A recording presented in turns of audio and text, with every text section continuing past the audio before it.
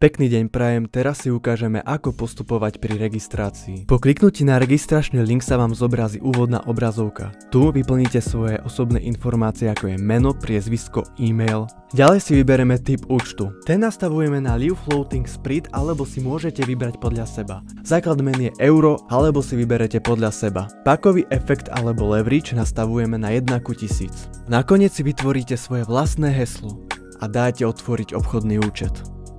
Ďalším krokom je overenie. Klikneme na overenie profilu. Následovne vyplníme všetky údaje, ako ukazujeme na videu.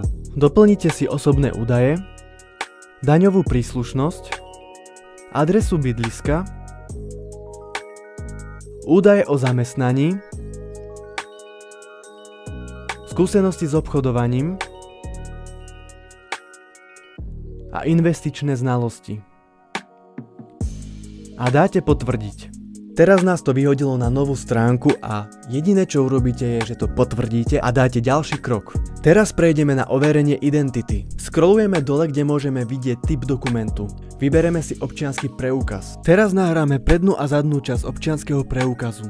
Po nahraní dokumentu klikneme na potvrdiť. Kontrola totožnosti zhruba trvá niekoľko minút. Ďalším krokom je overenie adresy. Keď scrollujeme dole, môžeme vidieť typ dokumentu. My sme vybrali výpis bankového účtu. Nahráme dokument a dáme potvrdiť. Potom ako nám overia adresu, sa môžeme presunúť ku poslednému kroku a tým je depozit. Klikneme na depozit. Vyberieme si typ karty.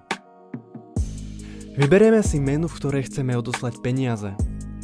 A vyberieme si náš vklad, prípadne depozit. Teraz dáme potvrdiť. Práve sa nachádzame na platobnej bráne, kde vyplníme všetky údaje týkajúce sa karty. Keď ich vyplníme, dáme zaplatiť. Teraz počkáme, kým sa nám spracuje platba. Práve sme úspešne odoslali naše peniaze na obchodný účet. Práve môžete vidieť, že vaše peniaze sa nachádzajú na vašom obchodnom účte. Teraz môžeme začať obchodovať.